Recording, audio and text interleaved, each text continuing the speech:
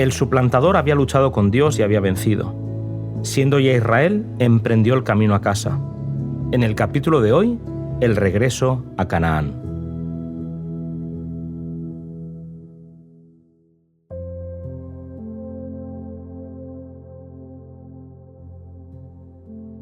Después de muchos años de peregrinación, Jacob pudo volver a la tierra de Canaán. La promesa divina se había cumplido y él se instaló en Siquem, donde más de 100 años antes, Abraham había establecido su primer campamento. Fue en aquel lugar donde cavó un pozo al cual llegó 17 siglos más tarde el Salvador, descendiente de Jacob, y mientras junto a él descansaba del calor del mediodía, habló a sus admirados oyentes del agua que salta para vida eterna. La estada de Jacob y de sus hijos en Siquem terminó en violencia y el derramamiento de sangre. Simeón y Leví vengaron la afrenta recibida por su hermana, provocando matanza y ruina a toda una ciudad. La venganza sangrientamente protagonizada por sus hijos provocó un profundo dolor en el corazón del patriarca. La violencia de los dos hermanos lo había hecho odioso a los ojos de los habitantes de aquella tierra y evidenciaba lo mal que estaba su familia. La crueldad y la falsedad se manifestaban en el carácter de sus hijos. Había dioses falsos en su campamento y hasta cierto punto la idolatría estaba ganando terreno en su familia. El Señor le mandó viajar hacia el sur, a Betel. En aquel lugar Dios se le había manifestado a través de un sueño y él había hecho un voto de que el Señor sería su Dios. Antes de salir para aquel lugar, recomendó a todos los que estaban en su campamento que se deshicieran de los dioses ajenos y se limpiaran para presentarse ante el Señor. Al contarles la historia de su propio viaje, se enterneció su propio corazón y sus hijos también quedaron tan conmovidos que decidieron entregar todos los dioses ajenos que tenían. Cuando llegaron a Betel, Dios volvió a aparecerse a Jacob y le repitió la promesa del pacto. Desde Betel no había más que 2 días de viaje hasta Hebrón, pero en el trayecto Jacob experimentó un gran dolor por la muerte de Raquel.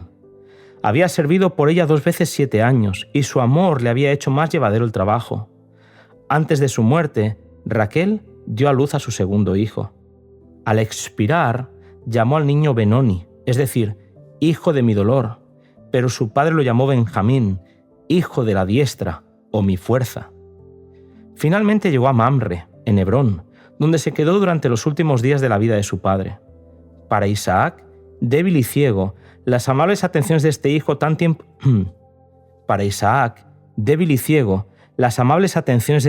tanto tiempo ausente fueron un consuelo en los años de soledad y duelo.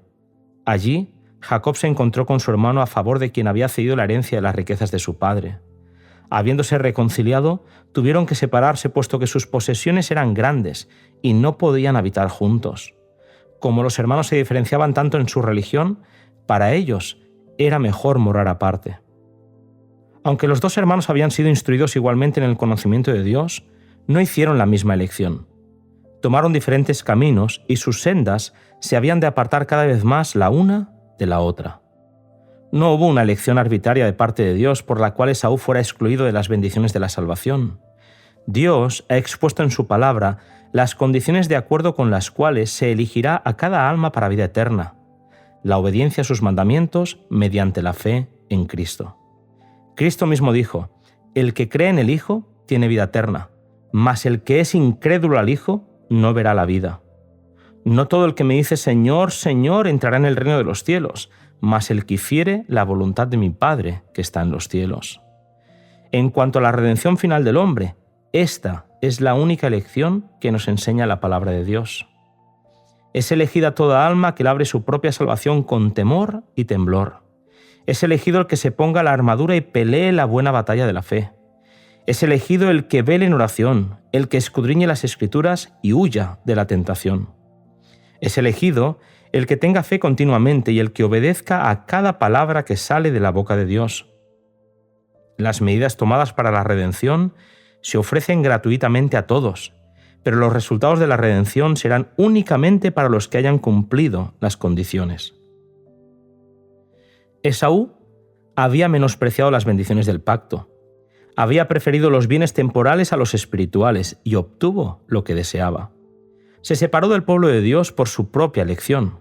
Jacob había escogido la herencia de la fe. Vivió su vida bajo los principios de sencillez y veracidad. Vivió confiado en el brazo del Omnipotente y en la prueba y la aflicción se sometió humildemente a la voluntad de Dios.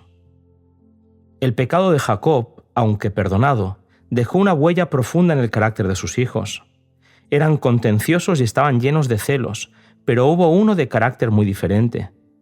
Puro, activo y alegre, el joven José reveló también seriedad y firmeza moral. Escuchaba las enseñanzas de su padre y se deleitaba en obedecer a Dios. La muerte de su madre hizo que los afectos de Jacob fueran especiales hacia José, pero hasta este cariño había de ser motivo de pena y dolor. Imprudentemente, Jacob dejó ver su predilección por José, y esto motivó los celos de sus demás hijos. Este sentimiento se convirtió en rencor y odio cuando José se atrevía a reñirles cuando los veía pecar contra Dios. Lo que más le molestaba es que José se lo contase todo a su padre, y cuando éste decidió regalarle una costosa túnica al hijo predilecto, empezaron a sospechar que el padre lo rechazaría para darle la primogenitura al hijo de Raquel. Un día, José compartió con sus hermanos un sueño que había tenido. Estábamos atando manojos en medio del campo, y mi manojo se levantaba y se quedaba derecho, y vuestros manojos estaban alrededor y se inclinaban ante el mío. La maldad de los hermanos se llenó de envidia y le gritaron: ¿Reinarás tú sobre nosotros o dominarás sobre nosotros? Al primer sueño le sucedió un segundo, donde José les dijo que el sol, la luna y 11 estrellas se inclinaban a él. Ahora su propio padre se sintió ofendido al entender que él mismo habría de inclinarse ante su hijo, pero supo que el Señor le estaba revelando el porvenir a José. Aunque los hermanos veían en José un espíritu diferente, no quisieron dejar sus malos caminos, y como Caín, dieron rienda suelta a sus sentimientos contra su hermano. Estando con los ganados en Siquem, los hijos de José recibieron la visita de su hermano. Jacob estaba preocupado por ellos, y sin conocer los verdaderos sentimientos que ellos tenían por José, envió a su hijo para saber cómo estaban. Cuando llegó a Siquem, se le dijo que estaban en Dotán, y allí se dirigió para saludar a los hermanos a los que tanto amaba. Cuando estos lo vieron llegar, con su túnica, se llenaron de odio. La envidia y la venganza que habían fomentado por mucho tiempo los dominó completamente y decidieron matarlo y echarlo en una cisterna. Si no hubiera sido por Rubén, habrían cumplido su intento. Él propuso que lo echaran a la cisterna vivo, con la intención de devolvérselo más tarde a su padre. Así, lo amarraron y le quitaron sus vestiduras. No atendieron a ninguna de sus súplicas, sino que lo echaron en un pozo con la intención de jamás dejarlo salir de allí. De repente, vieron una compañía de ismaelitas que se dirigían con sus mercancías a Egipto. Entonces Judá propuso vender a su hermano a estos mercaderes paganos, en vez de dejarlo allí para que muriera. Lo sacaron de la cisterna porque pensaron que era mejor venderlo que matarlo. José supo que sería esclavo y en su terror imploró a uno y a otro de sus hermanos, pero en vano. Lo entregaron a manos de los mercaderes paganos y pronto la caravana se perdió de vista. Rubén, que se había ausentado, supo lo que los hermanos habían hecho y se vio obligado a participar de la mentira que le contarían a su padre. Ya no podía hacer nada por su hermano y matando un cabrito, llenaron de sangre la túnica de José. Cuando Jacob vio la túnica de su hijo, se abandonó por completo al dolor y a la angustia más desesperada.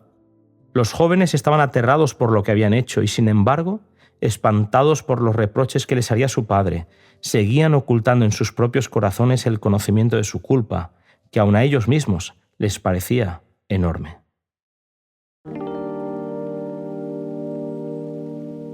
Tremenda la actitud de los hijos de Jacob. Parece que los defectos pecaminosos de los hijos de Abraham no dejan de acrecentarse a medida que avanzamos en la historia de patriarcas y profetas. Próximo capítulo: José en Egipto.